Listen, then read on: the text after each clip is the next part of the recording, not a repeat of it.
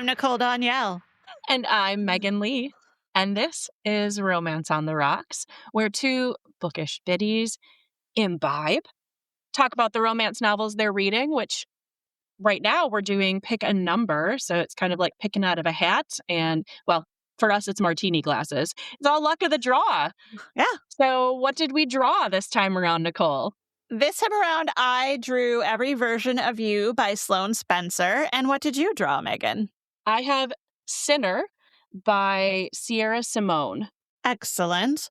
And what are you pairing with your book for a beverage? So I had a couple of options. One place in the book, he, the main character, gentleman, Sean, makes a gin and tonic for the leading lady, Zenny, which gin and tonic is my go-to drink. That is my favorite drink. So I thought early on that that's what I was going to be doing. However, it is effing cold in Wisconsin right now. It is so cold. It feels like -30. I can barely be outside with the dogs for more than 10 seconds. So I decided instead to go with mulled wine because it is a warm beverage. And my leading lady is a novice, meaning she is trying to become a nun in the Catholic Church. So I figured, red wine. And I could pretend that this was a nice Catholic beverage instead of doing a gin and tonic. So I've got some mulled wine here. And I felt like that was still thematic. All right. And you? Some choices as well. I messaged you earlier that I couldn't decide which road I want to head down because in my book, they drink tequila at the start of the book, and it's kind of a big deal that they're drinking the tequila. And I was like, I love tequila. And we're planning on having tacos for dinner tonight. Oh. So I was like, some margaritas. I'm right there. And then I'm like, no, Nick, you're missing a really key opportunity. So I saw several months ago that on our Pinterest for Romance on the Rocks podcast, you pinned a cocktail called Dolly Parton's Dirt Road Martini. Oh, man, you made it? I did. Oh, yay. I don't know how it's going to taste. We'll find out here in a hot second. But it consists of vodka, unsweetened tea, jardinera brine, and some cocktail olives. Oh, wow. Yeah. So I'm about to taste test it and see how this is. I will say my mulled wine is delicious. And I don't normally do uber sweet drinks, but this is pretty good. Oh, that's different. That's real different. Okay. Drinkable different, or my grandmother says different, meaning she hates it? Let me try one more sip. Maybe it'll grow on me. Okay, well, good luck. It was the jardinera that kind of threw me off. I love jardinera. I just can't imagine putting that in a beverage. You know what? And I sipped it right out of the jar because I do that sometimes, for electrolytes and whatnot. Yeah. And so I did. And I was like, okay. I think what's ruining it for me is the tea up in there. Sure. That seems very, what's the word I'm looking for? Competing flavors? Yeah. Yeah. Maybe I chose the wrong type of tea. It just said tea. And so I used Bob's, whatever Bob has, his Louisiana tea. I wonder if like a green tea might be more of what you're going for. I'm thinking like a green tea or more like an herbal chamomile or something. I don't know. I don't know. Let me take another sip. Okay, I'll drink it because I made a shit ton of it. Oh, boy. And I don't want to waste the really good vodka that I used, but yeah. Okay. Anyway, yeah, I had to drink a couple sips so you could actually see that my drink is in a big glass mug that actually says Church Key on it. It is a nice Wisconsin style mug, but I figured, again, I'm going with wine and church. And I'm sure we'll have at least one visual of what's going on behind me, but I did hang up my Virgin Mary and the baby Jesus behind me. So I'm feeling very in the spirit for this particular book. I have a fun little story real quick for our podcast listeners. Once upon a time when I lived in Wisconsin and someone on this podcast would regularly leave gifts for me at my house. And it's a little game we play with each other where we leave things at each other's house to see, number one, how long it takes for the other person to notice we left a gift. Mhm. And Mhm. number two, because we really love each other and we're so Mhm. thoughtful with each other. Yeah. Well, one day I exited the front of my house and there's the Virgin Mary, big and large and in charge in the middle of my yard. And I didn't put her there. And there was also a baby doll in front of her. And I was like, God damn it, Megan. First off, we also need to clarify with the listening audience that I lived hours away from you. So for this Yes. to appear in your front yard and for you to blame me, how rude. But Rude. accurate. It was indeed accurate. I did leave that in your front yard. But the best part was you reaching out to me and basically it was one text that said, God damn it, Megan. And my response was just to send you a picture of me posed with the doll that I had Yes. laid out as the baby Jesus. Yes. And she was like kind of a weird ceramic doll with crossed eyes. And I believe the picture was just of me making a face like, I don't know. What? Yeah. So I had prepared for you to accuse me. And you were You're spot like, on. I'm not even in town. Which at the time was true. I had already escaped your town like an hour previous, so. Well, for me, the funniest part was I went to go grab the Virgin Mary out of the front yard because I was like, no, we're not doing this. And I went to grab her right by the halo. And then I couldn't move her because she was full of sand. Oh, yeah, she was heavy. She was heavy. Mhm. But now she lives up in Rylander, Wisconsin with my cousin Chris on his land. And apparently good. she's quite the focal point when he has his summer camping concerts out on his land up there. Well, so. good. She's living a good life. She's living a good life, just not in my front yard. Yeah. Well, but unfortunate anyway- that you didn't appreciate. I'm sorry about that. Yeah. Well, always an adventure with you, Megan. You're welcome. But anyway, with the Dolly Parton drink, circling back, I will explain with my book notes why I went down this route. Very So. good. Who All goes right. first today? I believe it is me. Well, bring it on, lady. Right, first, I'm going to show you the book cover. It's pretty cute. She's got a cute little yellow dress on. And then when I got this, I got the author, Sloane Spencer, to sign it. I also was blessed to get swag when I purchased the book from her in Milwaukee this summer, or late summer, early fall. Fun little stuff. This is the main character's cat, Razzle Dazzle. And I think that's just the cutest name for a cat.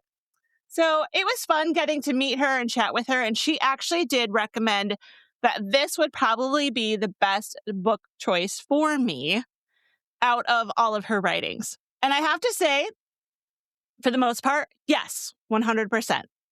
So let's dive right in with the show notes for my book. Mm-hmm. The book title is Every Version of You, and it's part of the Rugby Lovers series by Sloane Spencer. Published in 2024, it is quite contemporary. It is in the genres of sports romance, rugby romance, contemporary romance, romantic comedy, friends to lovers, and surprise pregnancy. Your favorite. Yeah. Written in first-person point of view with alternating perspectives between Angie and Raphael, who are the main characters. Angie, and I apologize to Sloane Spencer right now. I don't know if it's Johansson or Johansson. Either way, Angie J. She's the oldest of 5 siblings and has basically acted as a mom for her brothers and sister since a young age when her own mom died in a car accident. She's also a children's therapist. Makes sense for how she grew up and where her life headed. Then there is Rafael Jimenez, a CFO and hobbyist rugby player, and Angie's bestie since childhood. She took him under her wing when he was new to their school, and they've been friends ever since. And he's recently moved back to the area for his job. One more sip. Get yourself lubricated, girl. Something. Okay. Does it taste a little like WD-40 or something? Because I feel like If you're getting yourself lubricated. It tastes like olive brine and tea, which I don't know. I'm loving that. All right, the plot line. Raphael and Angie get super drunk with some friends and family one night. Tequila did make their clothes fall off. They don't remember having sex. There's no indication they had sex. They're like, do you notice any wet spots? Do you notice any condoms? And they're like, nope. We got our clothes partially still on. Okay. And then Angie gets her period, sort of. So they're like, yeah, no, we definitely didn't have sex and we're in the clear.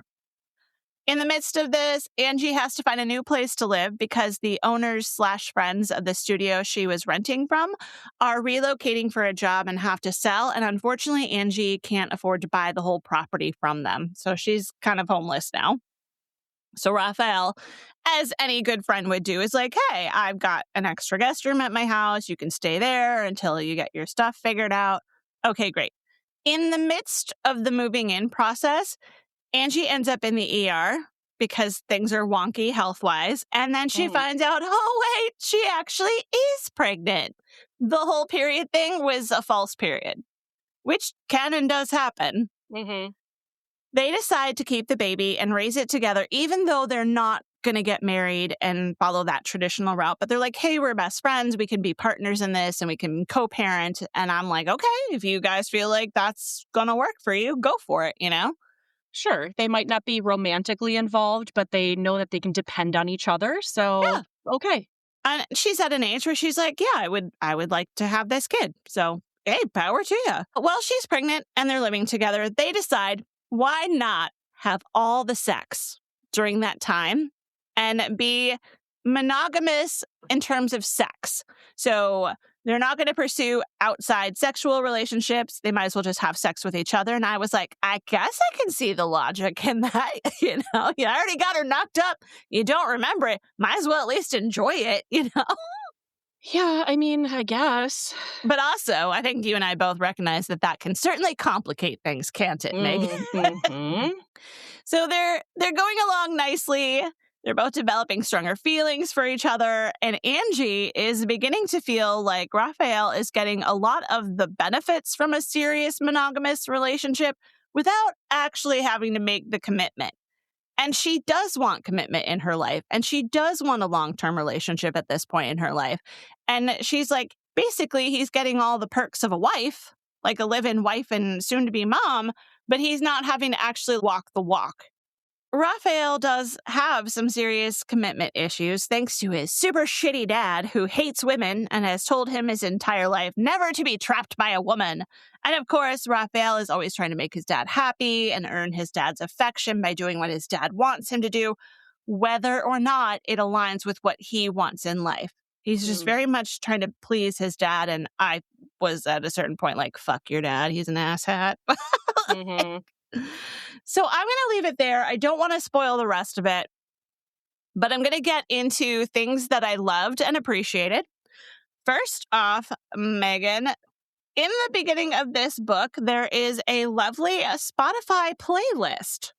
Oh. And it has a QR code, so you can go ahead and even look up with the QR code the playlist. And then if you get to certain pages, at the bottom of the page, it even has the song for that page or section. And I was like, that is so fun.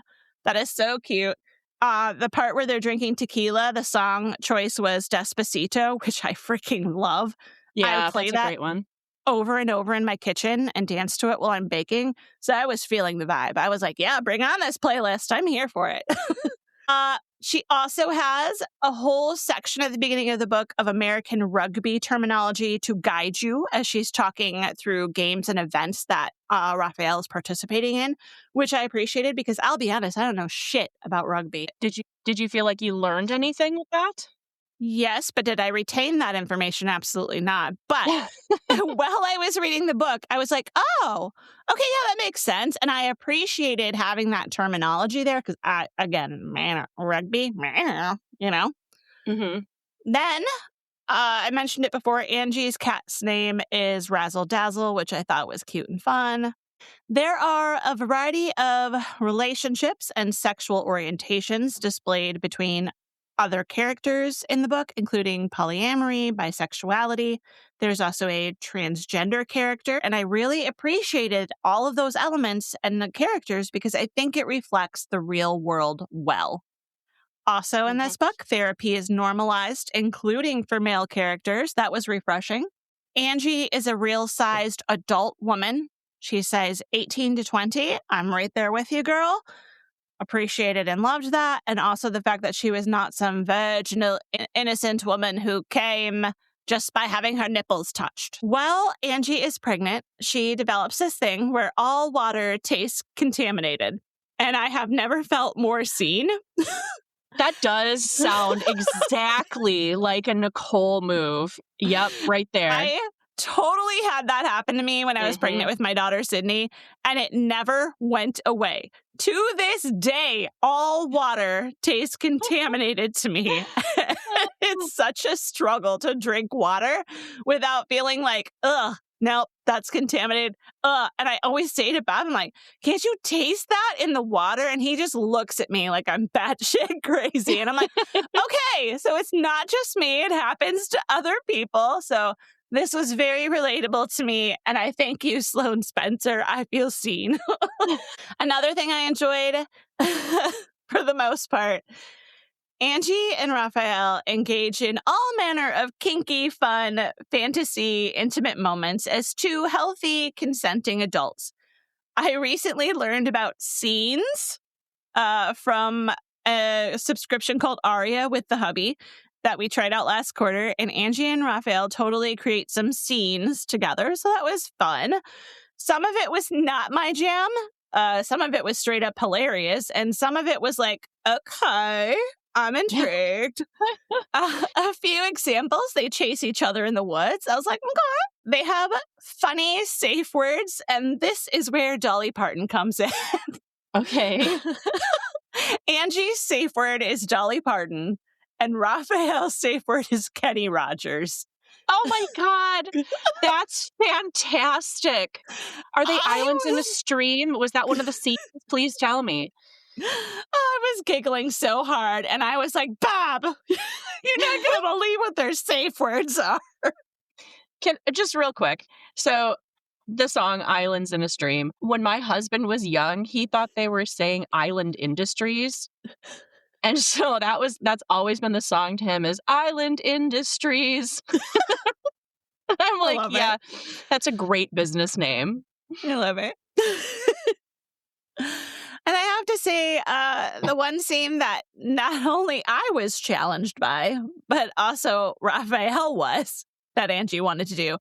Raphael found a nice, playful, and safe way to make it happen, and that he was comfortable with because he knew it was a fantasy of hers, but he was like, nah. But then he was like, okay, let me rethink this. Let me come back at this from a different approach. And he made it happen for her. Very nice. Yeah. So I was like, well, that worked out well. And then finally, despite having commitment issues, Raphael is a very considerate partner. He leaves Angie snacks on her nightstand. And even when they have an argument and she goes to stay at another friend's house, he makes sure she has all her pillows and her toiletries and clothes by dropping them off for her because he's like, no, girl needs her pillows in her pregnant state. We cannot be fucking around without the pillows. I thought that was nice. I also considered this book a learning opportunity. In what way? Well, I'll tell you what, Megan.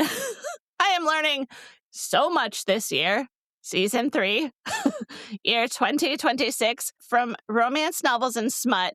But it's still only January. I don't know what this year has in store.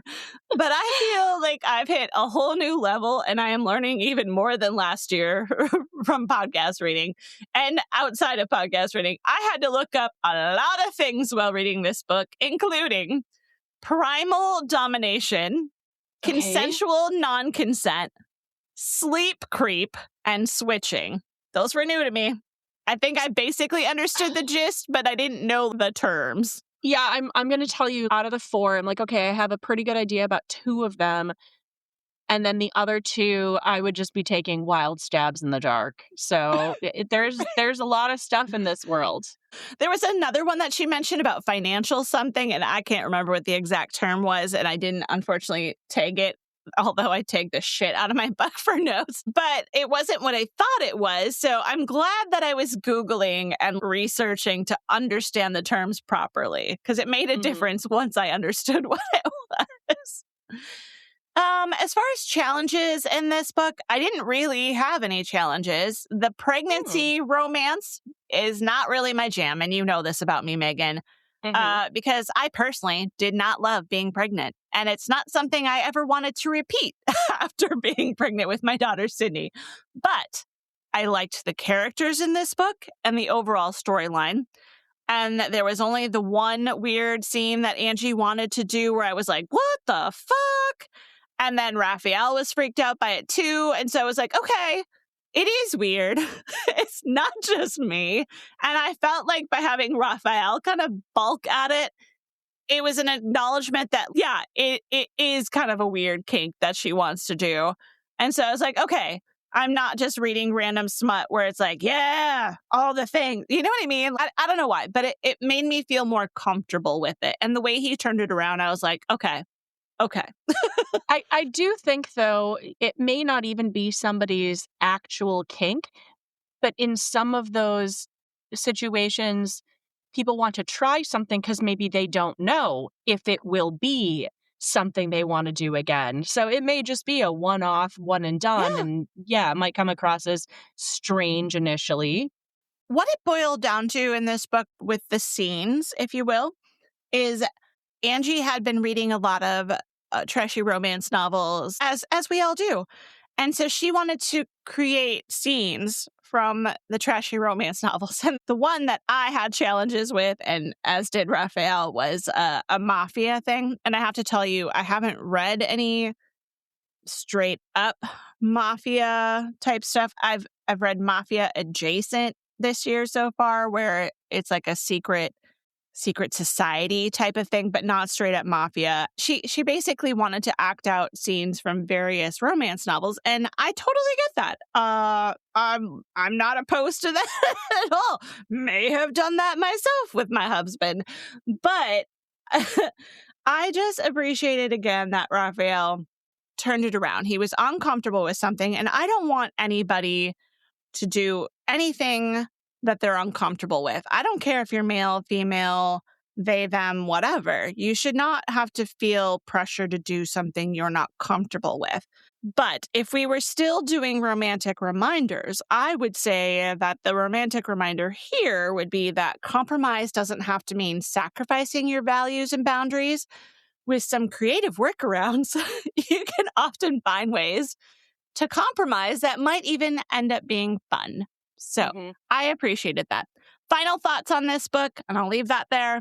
If you like a sports romance that's not heavy on the sports, more light on the sports, but still engaging the sports, and you like a rom-com that's a little on the spicier, kinky side, and you like a rom-com and a fun read. Did I already say rom-com? Yes, probably like 4 times. Okay, the martini is kicking it. It's a it's a fun read. Did I mention it's a rom-com? We are doing scents this year. His scent, I was totally feeling this vibe. His cologne is a strong bergamot and lemon, but his aftershave balm is a light chamomile. And sometimes there's cedar wood kind of mingling with the bergamot and lemon. Let me tell you, I'm a girl who's obsessed with bergamot and citrus scents. And so I was feeling all these vibes. I was like, yes, bring on the citrus, woodsy, chamomile goodness. I'm here for it. So Same. That's what I got for you, Megan. Well, nice. It sounds like you had a nice read. And I will go into mine telling you that I had a nice read as well. I was a little bit apprehensive about this book just based on the content. It seemed from the back of the book like this was going to be difficult for me to get through, but I actually really appreciated it. So I had Sinner by Sierra Simone. This seems to be the second in a series that she's got going on here. It was a good standalone. This one was originally published in 2018, and I'll just get into it. Sean Bell is our male hero. He's rich, he's brash, career-driven. He's a real estate mogul, I guess I would call him, who initially comes across way more shallow than he actually is under that crisp, austere surface. We find out fairly early on that he has been spending a lot of time caretaking for his mother, who has been fighting cancer for the last few years. He's been lucky enough that his boss has allowed him to work out of the office in order to take care of his mom, take her to her chemo appointments, stay with her during emergency hospitalizations and the like. However, during one of these intensive hospital visits, his boss calls him back into the office with a workplace emergency. There is a publicity nightmare on the horizon. A huge deal that Sean was about to close has just dredged up some really bad PR. And unbeknownst to Sean, because the seller of this property literally did not tell him about it, so he had no idea, but the building that is part of this deal houses a nonprofit organization run by a local group of Catholic sisters. The nonprofit helps to house, clothe, feed the homeless.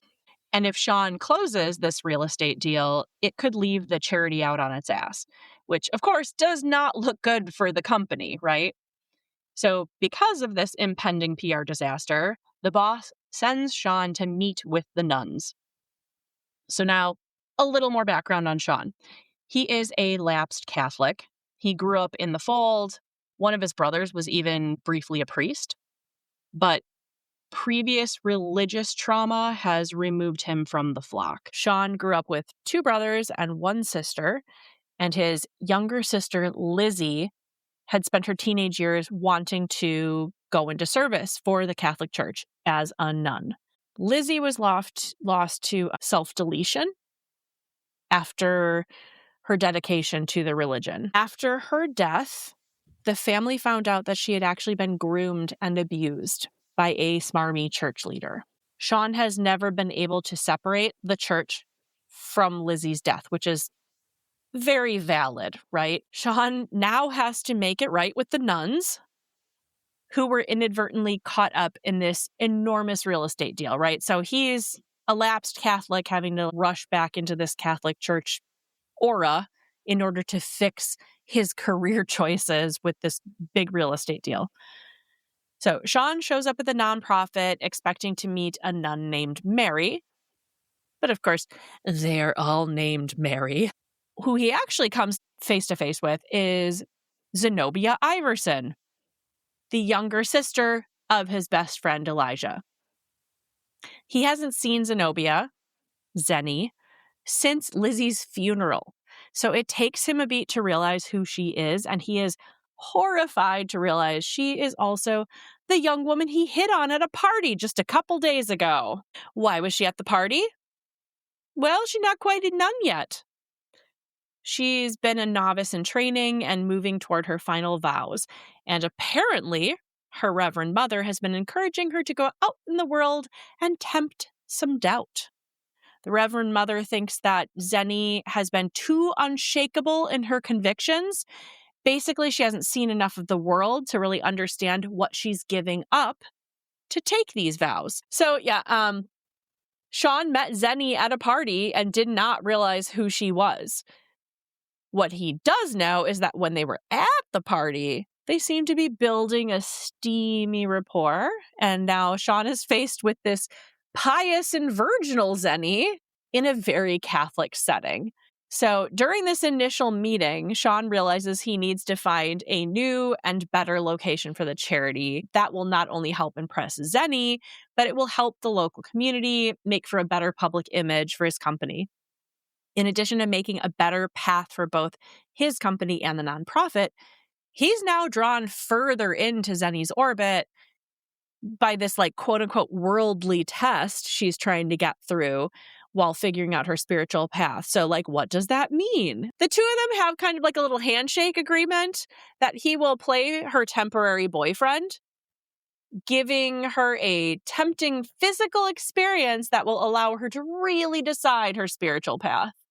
So what follows is several weeks of them building a physical, emotional, and spiritual relationship while both stumbling their way toward whatever the future may hold.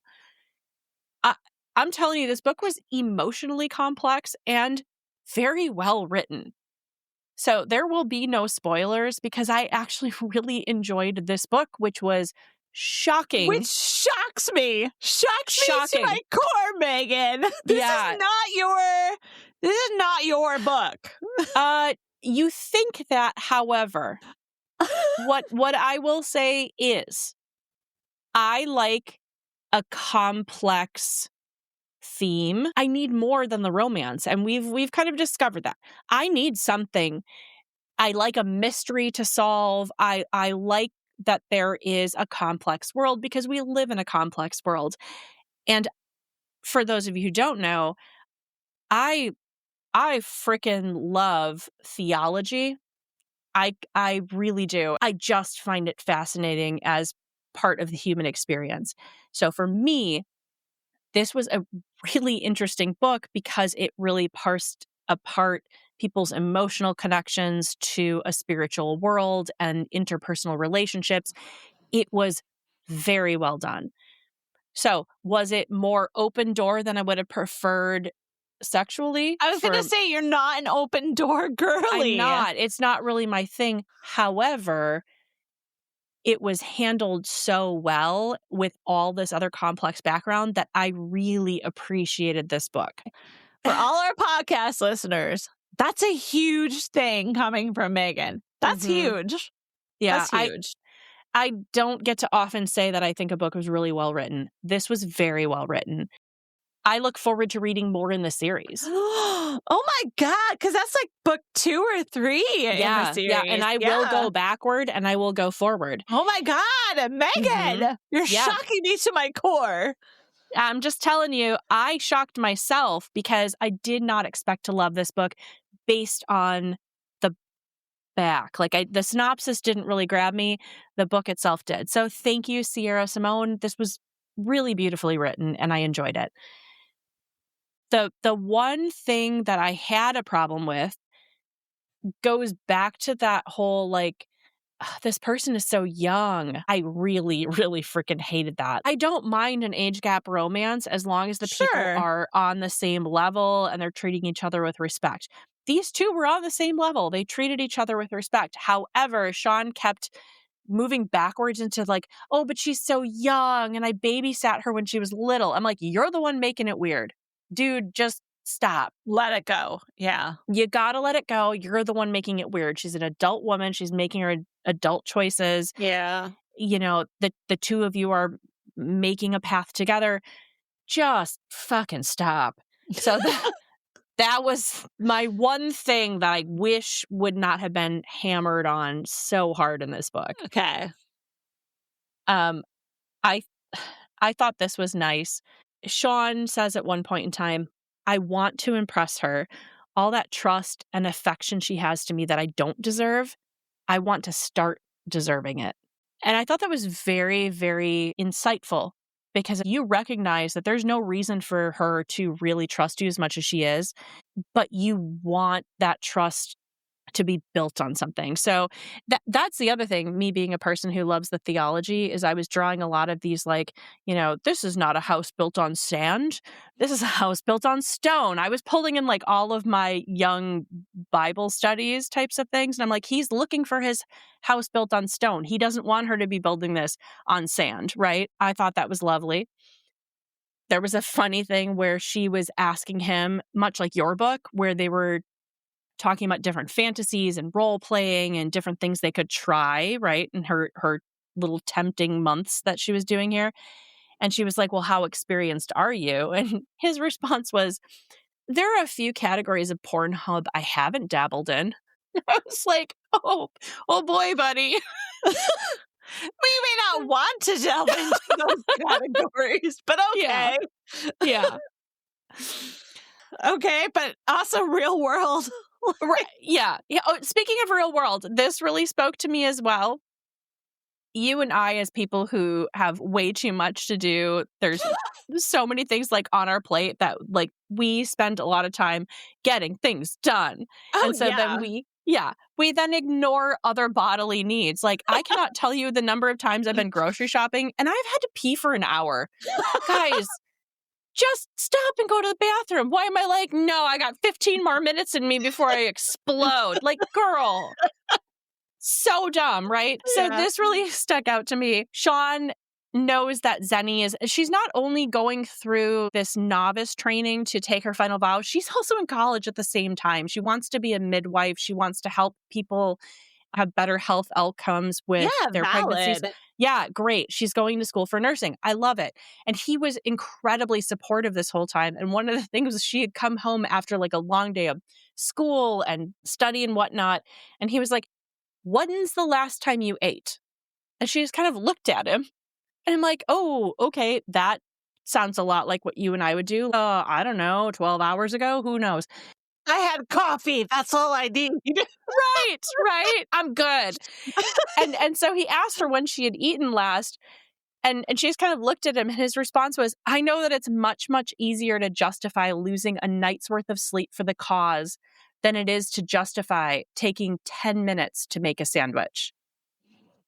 And I'm like, yeah, you will spend your whole day working for a thing that you were passionate about, but stopping to take 10 minutes to feed your body properly, that seems like a waste of time.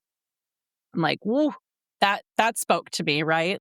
It's also just not in my brain sometimes. Like, Right. Which I thought then I really appreciated the fact that he stopped and said, we're not moving forward with whatever the rest of the night is until I know, have you eaten? Have you fueled properly? Are you taking care of yourself today? So for the partner to look at his, loved one and go, I know you well enough to know that you have given your entire day to what you're passionate about. Have you fed yourself?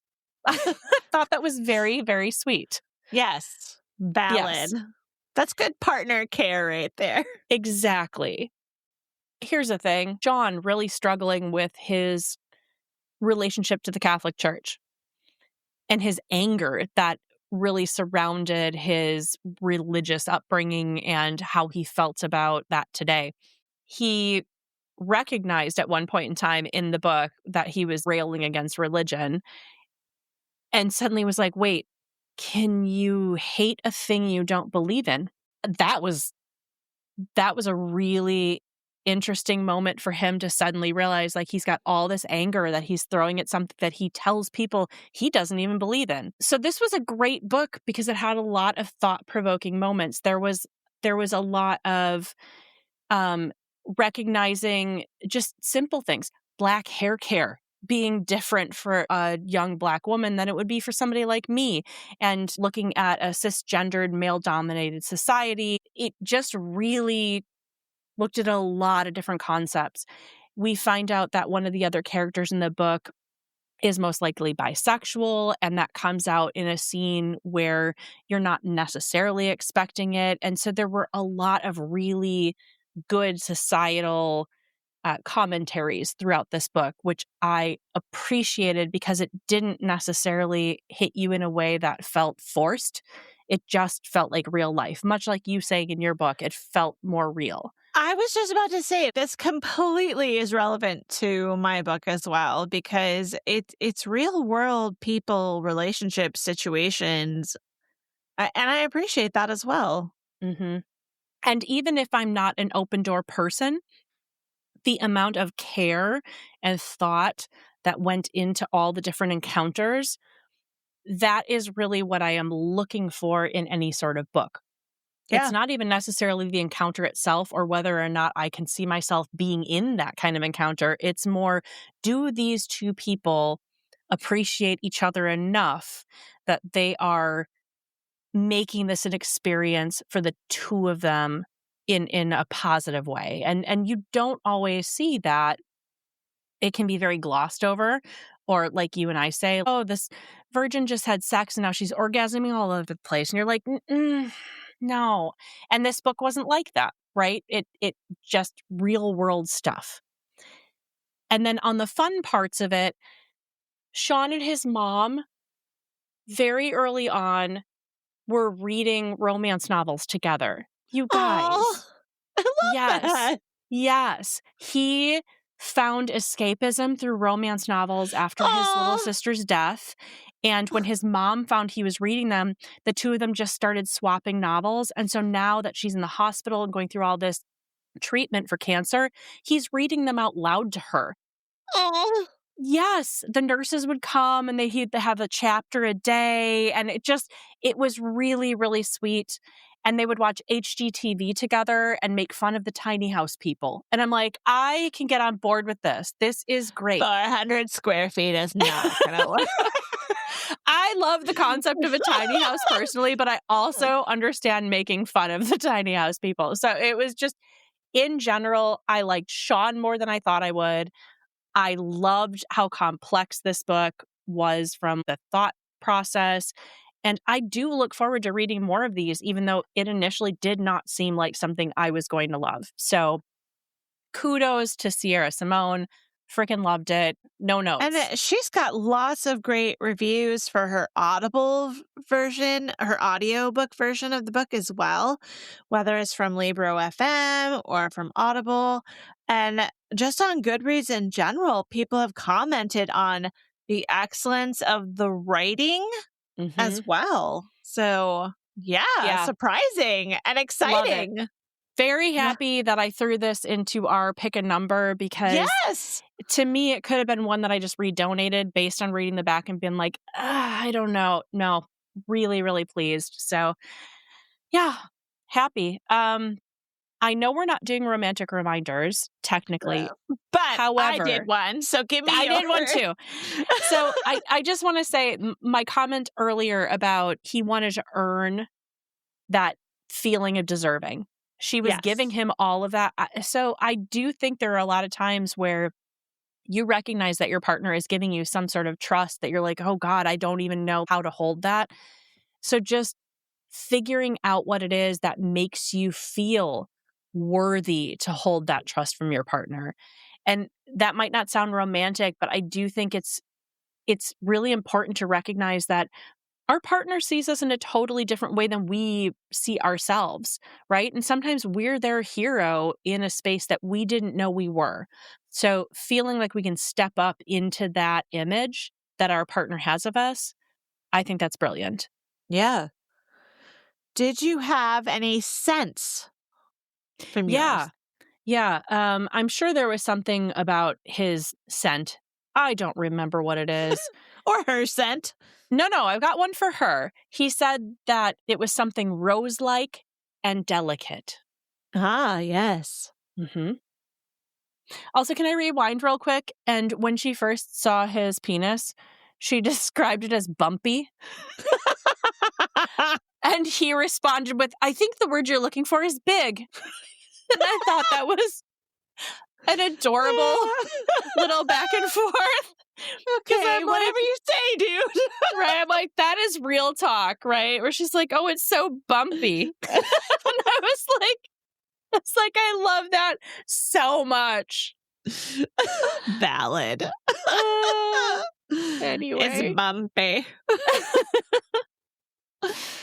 Booby prize. I have to know who gets it this week. I was fairly early in comparison to some of my other novels. Nothing like page 1. I am never giving that up. For anybody who might not have heard last episode, I had the booby prize on page 1. This one does not hit as early as my record, which is now page 1 and incredible. Dang, I'm girl. on page 19. Oh, I got you beat this episode. Oh, do you? Yeah, I thought page 19 was pretty good, though. So mine is those small, high tits, braless, and palm-sized under her dress. Okay. Mm-hmm. Mine is page 13. Nice. Like a reflex, I lift my shirt and press my tiny breasts against Cora's enormous ones. And for context, they're doing like a drunken chest bump thing. Well, I'm not mad at it. That's a great sentence. I wasn't mad at it either. Also, Megan, I have to confess, what is our usual problem? Our usual problem is not marking where the boobies are. Guess who had to start rereading to find the breasts this afternoon prior to record and was like, thank God it was page 13 because that could have sucked. I finished this book weeks ago because it was such a good read. And I was doing my show notes yesterday and I'm like, oh my God, if I have to try and figure out where the boobies were. No, thank you, Megan, several weeks ago for highlighting it. Thank you so much. I appreciate you. 2 weeks ago, Megan, you're a champion because I was also like, oh no. Yeah.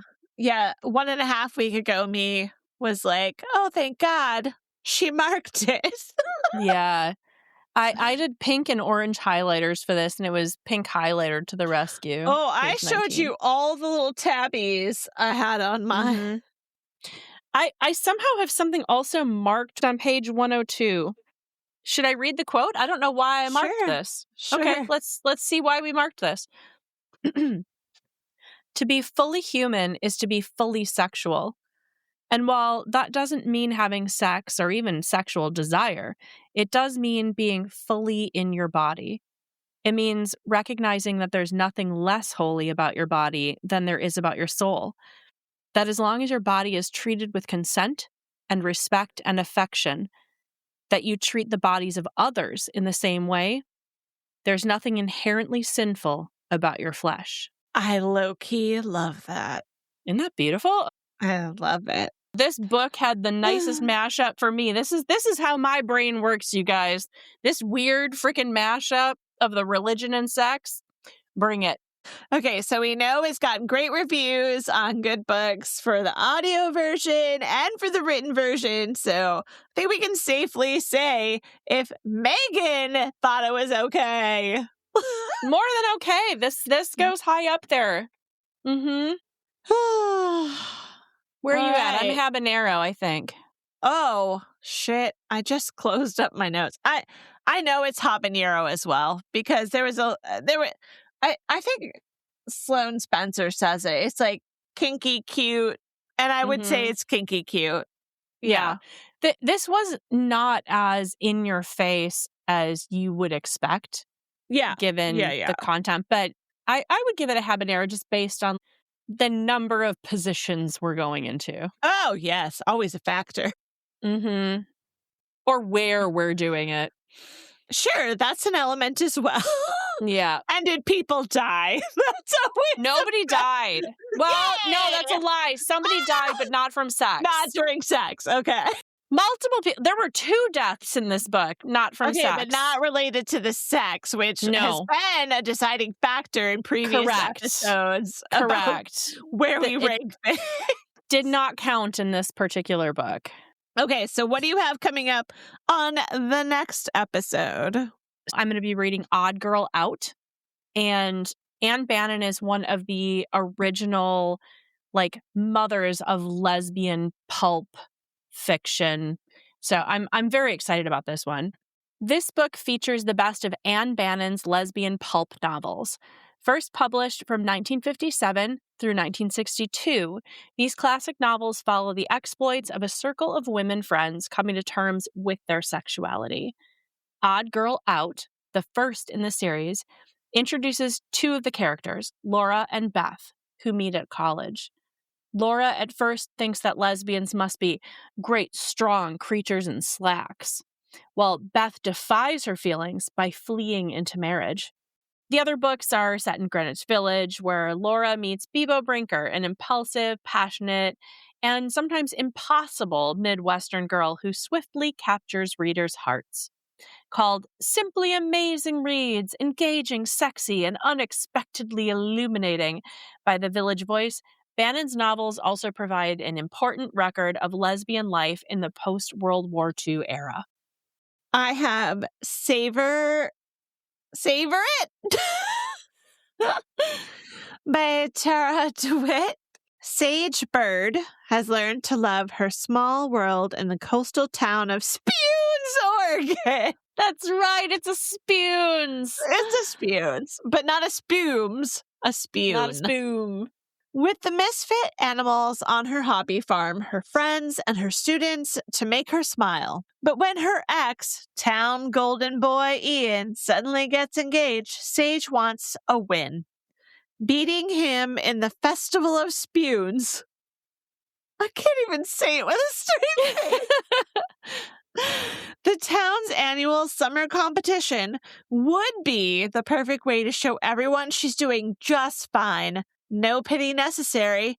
She just needs a partner. Fisher Lang was a hotshot chef in New York City until the loss of his sister left him grieving and responsible for his teenage niece.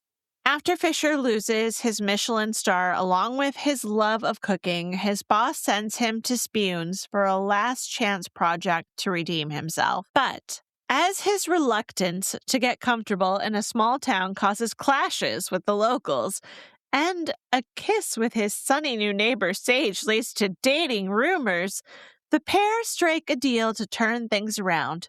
Soon, their alliance blooms into something unexpected.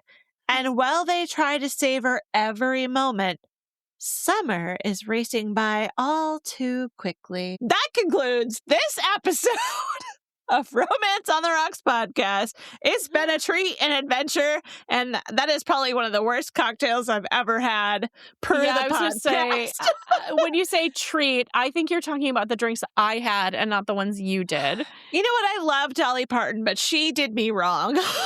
Now, did she actually create? Did she create that cocktail? Her and her sister. This is in their cookbook. Oh, ladies. Okay. I gave it my all, Dolly. I gave it my all. You did try. I'm proud of you. All right, kids. Thank you for joining us today for Romance on the Rocks. Please like, subscribe, and follow. And if you are a fellow bookish biddy like we are, think about giving us a review on Apple iTunes, Spotify, YouTube, all the other weird ones that I need to add into this little outro that I keep forgetting to do. Maybe next time. So yeah, wherever you catch your podcasts. And until next time, just know that your support really does mean the world to us. Stay safe and know that you are loved.